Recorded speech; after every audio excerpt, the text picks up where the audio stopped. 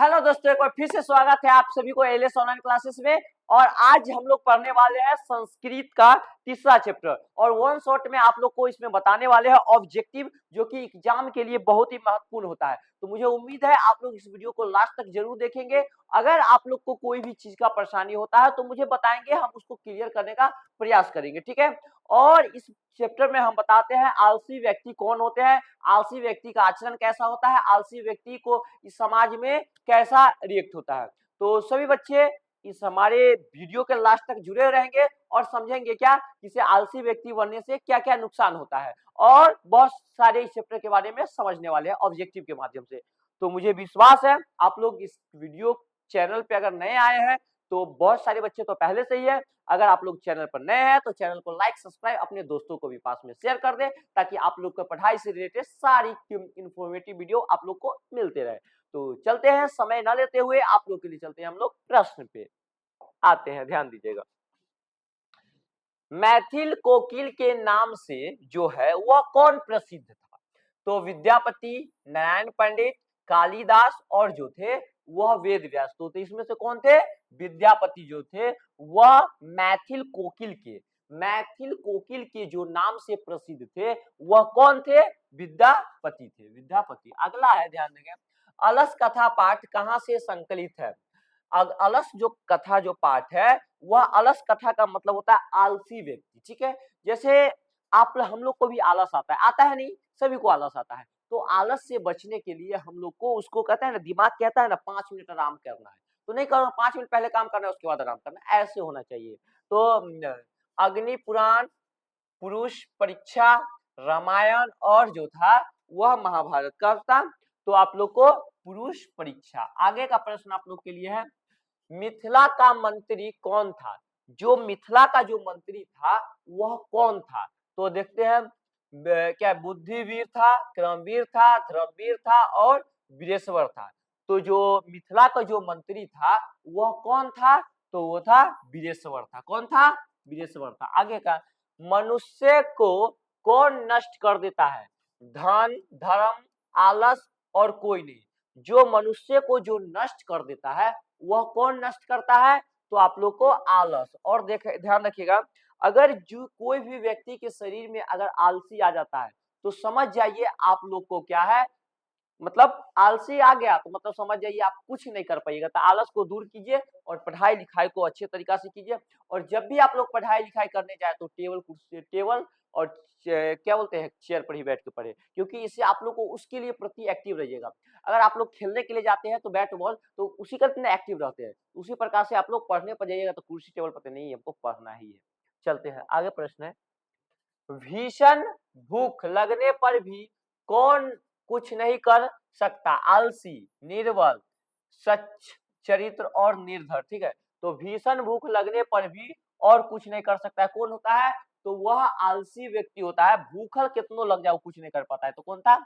आलसी हो जाएगा। अगला प्रश्न आप लोग के लिए है, क्या वीरेश्वर नाम का मंत्री जो था वह कहाँ रहता था? पाटलिपुत्र में, मिथिला में, जनकपुर में और अयोध्या में। तो वह कहाँ रहता था? तो आप लोग को पता होना चाहिए, कहाँ होना, यह मिथिला में था। वीरेश्वर नाम जो का मंत्री जो था वह कहाँ रहता था? तो वह जो रहता था वह मिथिला में रहता था। कहाँ रहता था? मिथिला में रहता था। अगला प्रश्न आप लोग के लिए है, आलसियों को कौन अन्न और वस्त्र देते थे? बुद्धिवीर, क्रमवीर, धर्मवीर और जो था वह वीरेश्वर। तो जो था वह कौन देता था? तो वह वीरेश्वर देता था। आगे का प्रश्न आप लोग को जो है यह स्क्रीन पर, आलसी पुरुष कितने थे? 2, 3, 4 और 5। तो आलसी पुरुष जो थे वह कितने थे? तो वह 4 गो जो था वह आलसी पुरुष था, ठीक है।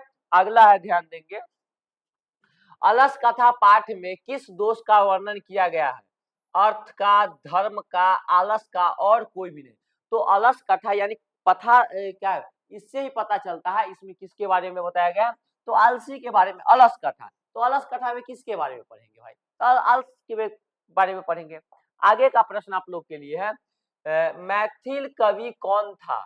भाष, कालिदास, विद्यापति और उसके बाद तो नारायण पंडित था। कौन था? नारायण पंडित था। तो ये इसका आंसर क्या हो जाएगा?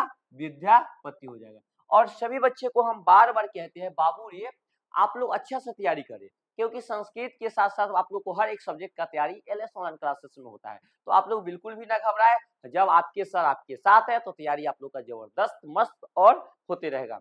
और एक बात मेरी याद समझ लीजिएगा, जीवन में वही व्यक्ति परेशान हो सकता है जो सत्य के मार्ग पे और अच्छाई के रास्ते पर चलता है।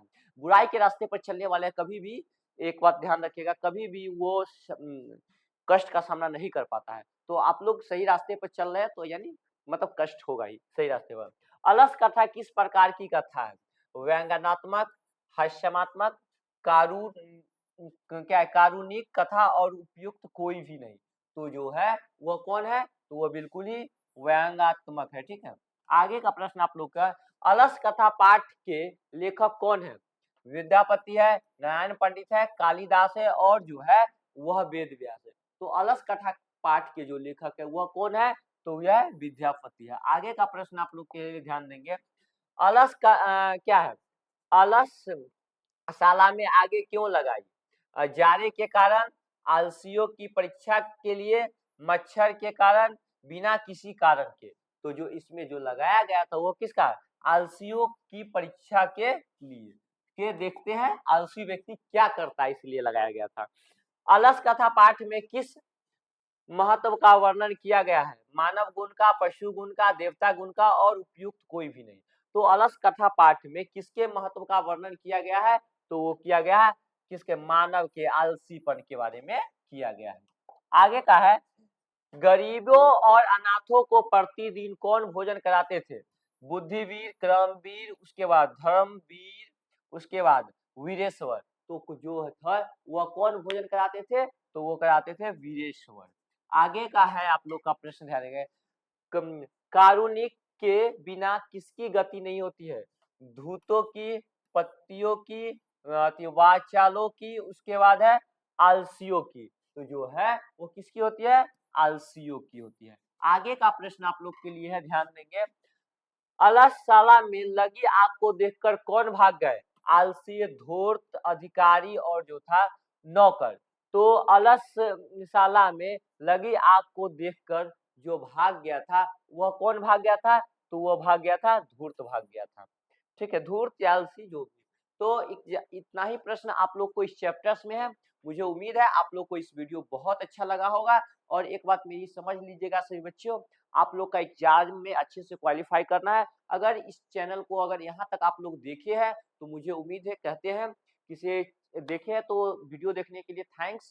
अगर आप लोग चैनल पर नए हैं तो आप लोग से एक रिक्वेस्ट है, आप लोग चैनल को जरूर सब्सक्राइब कर लें, ताकि आप लोग के लिए अच्छे अच्छे वीडियो बना के अपलोड करें, ताकि आपसे भी कुछ जरूर हो पाए। तो मिलते हैं नेक्स्ट वीडियो में next subject and next topic के साथ। तब तक के लिए जय हिंद, जय भारत।